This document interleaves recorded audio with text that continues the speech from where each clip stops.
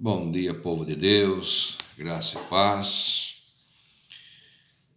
Vamos continuar cultuando a Deus em casa, não é?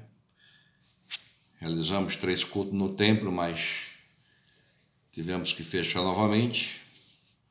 Vamos aguardar a nova oportunidade, como diz o salmista. Esperei com paciência no Senhor, né? Vamos esperar com paciência. Deus não vai ficar sem ser cultuado por conta disso. Vamos continuar cultuando a Deus em casa, não é? Então, a reflexão que eu tenho está no Salmo 12. Eu vou estar lendo o Salmo 12. Diz assim: Socorro, Senhor, porque já não há homens piedosos. Desaparecem os fiéis entre os filhos dos homens. Falam com falsidade uns aos outros, falam com lábios bajuladores e coração fingido. Corte, Senhor, todos os lábios bajuladores, a língua que fala soberbamente. Pois dizem, com a língua prevaleceremos, os lábios são nossos. Quem é o Senhor sobre nós? Por causa da opressão dos pobres e do gemido dos necessitados, eu me levantarei agora, diz o Senhor, e porei a salvo a quem por isso suspira. As palavras do Senhor são palavras puras, prata refinada em cadinho de barro, depurada 7 vezes. Sim, Senhor, tu nos guardarás desta geração, nos livrarás para sempre. Por todos os lugares andam os perversos, quando entre os filhos dos homens a vileza é exaltada. Amém? Que o Senhor nos abençoe com esse texto, onde vemos aí o valor da oração. Paulo diz lá em 1 Tessalonicenses, capítulo 5, versículo 17, diz assim, orai sem cessar. O crente deve ter essa vida de oração. Sempre deve orar, né? Quando passamos assim por uma situação mais complicada, como estamos passando agora, devemos orar mais ainda, né? Porque é a oração que nos fortalece, é a oração que nos reanima e é a oração que nos ajuda na fé. E devemos também, na nossa oração, orar pela sociedade. Versículo 1, versículo 2, diz assim, socorro, Senhor, porque já não há homens piedosos. Versículo 2, falam com falsidade uns aos outros. O salmista, então, ele pedia socorro, não só pela sua vida, mas pela sociedade da sua época onde ele estava inserido. Devemos agir assim também. Orar pelo nosso bairro, orar pela nossa cidade, pela nossa nação, né? Devemos orar por todos, que haja fidelidade nos governantes. Devemos orar, Senhor, né? Toca nessas vidas que possam realizar os seus trabalhos com fidelidade. Devemos orar pelos homens que estão em poder. Devemos orar sim, né? Pela nossa cidade. Também orar pelos necessitados. Diz aí o versículo 5, por causa da opressão dos pobres e do gemido dos necessitados, eu me levantarei. Agora, diz o Senhor. Então devemos orar pelos gemidos, pelas aquelas vidas que sofrem, né? Quantas vidas estão sofrendo, especificamente nessa época em que estamos vivendo, por conta dessa pandemia, quantas vidas perderam aí empregos, não conseguem trabalhar, quantas vidas sofrem doente, quantas vidas sofrem porque perdeu, né, vidas que amava, parentes, membros da família. Então devemos orar pela nossa nação, né, orar pelo povo que sofre, que o Senhor tenha misericórdia. O tempo, ele é assustador. As pessoas têm medo, não é? Tem medo de sair, ir ao mercado e conversar com alguém. Você nunca sabe se com quem você conversa está contaminado ou não, pode transmitir. O tempo é assustador, não é? Quantas vidas estão aí amedrontadas, mas não sabe como vai ser o dia da manhã, por conta de tanto desemprego que está acontecendo, tanta coisa que está acontecendo. Então o tempo é de fato assustador. E o crente deve tem esse privilégio, ele deve se regozijar nesse privilégio da oração. Ele deve se apegar ainda mais à oração, porque o tempo é assustador mesmo, não é? Mas o crente ele tem esse privilégio. Ele ora a Deus, confia em Deus e é reanimado também. Por quê? Porque nós temos um Deus. E diz o Senhor na sua palavra que a oração do justo, ela é ouvida conforme diz Tiago 5. Tiago 5,16. A oração de um justo tem muito poder. Nós não somos justos por nós mesmos, mas nós somos justificados pelo sangue do Cordeiro. Jesus nos justificou. Então nós somos contados como justos. Aí Tiago diz, a oração de um justo muito pode nos seus feitos, no seu poder, não é? Então vamos orar, crendo, né?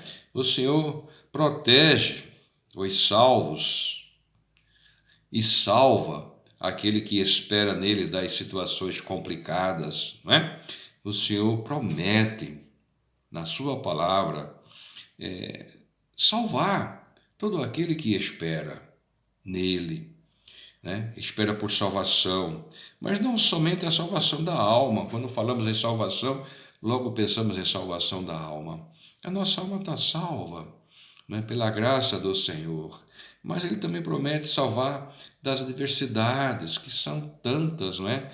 E todos nós somos sujeitos também, cada um é sujeito a uma adversidade, a um problema, a uma dificuldade, e o Senhor promete nos livrar.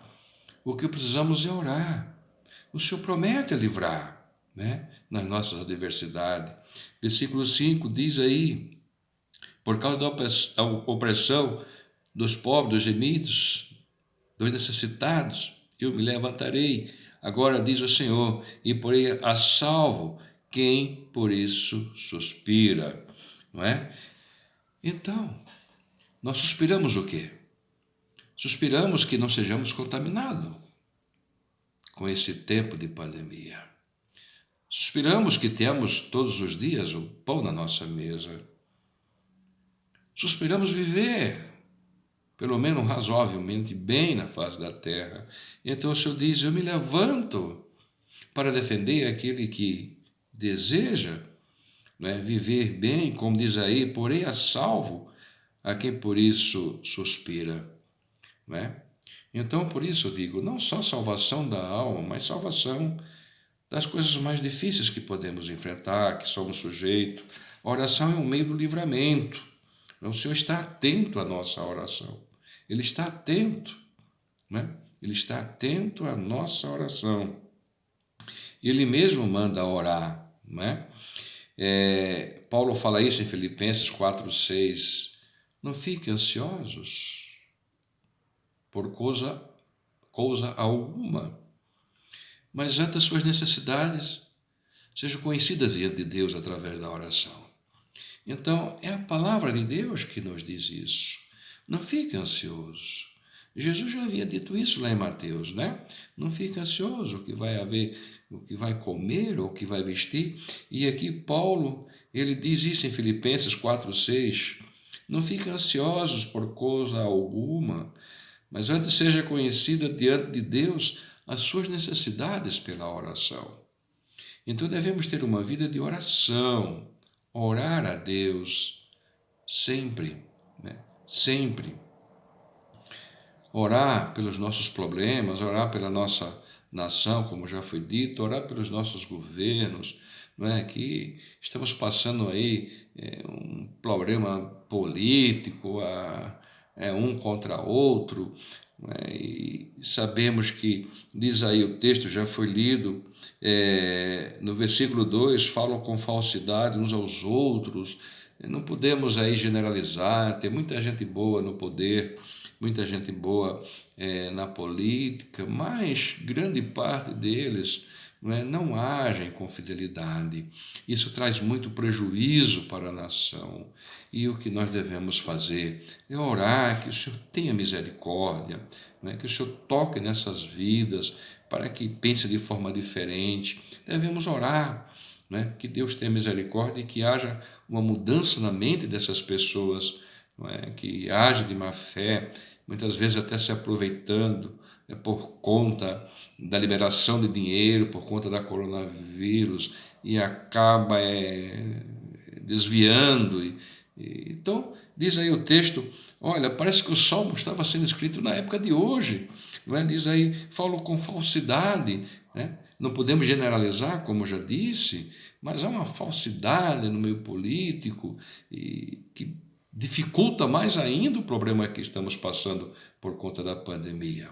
Mas o que é que devemos fazer? A Bíblia nos ensina orar, não é? Podemos ficar ansiosos por conta da situação que estamos enfrentando.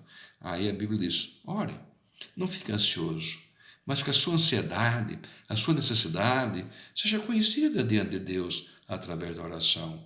O Senhor quer que a gente conte para Ele, fale com Ele. Ele quer ter essa comunhão conosco. A oração é para isso, porque o Senhor já sabe que nós precisamos. Então devemos orar, né? Então, irmãos, a perversidade está em todo o mundo, né? No versículo 8 diz assim, por todos os lugares andam os perversos, quando entre os filhos dos homens a vileza é exaltação, não é? Vileza é exaltação, ou seja, é um mau caráter. O que se exalta no meio desse povo é o mau caráter, como diz aí o versículo 4 lá, né? Pois dizem, com a sua língua prevaleceremos, ou seja, uma linguagem manipuladora, né? Uma pessoa que usa de falsidade e usa de palavra para manipular, isso é o que a gente mais percebe no nosso meio, no meio político, nas nossas, nos jornais também, não é? Sempre uma palavra manipuladora, colocando um contra outro, é complicado, vivemos uma situação complicada. Então isso aqui o salmista já vivia, né? Já vivia isso e orava, socorro Senhor, porque já não há mais, porque já não há homens piedosos, né? Então o salmista traz um grito de socorro, né? Por conta de homens não piedosos. Então, irmãos, a perversidade está em todo o mundo, porém, quem ora está seguro. Quem ora está seguro. Diz aí o versículo 7, sim, Senhor, tu nos guardarás desta geração, nos livrarás para sempre.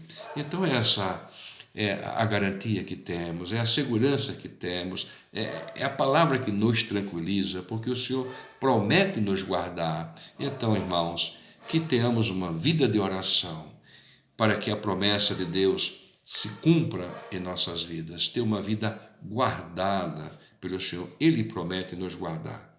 Vamos orar sempre esperando no Senhor, pois com certeza Ele tem o melhor para todo aquele que espera nele.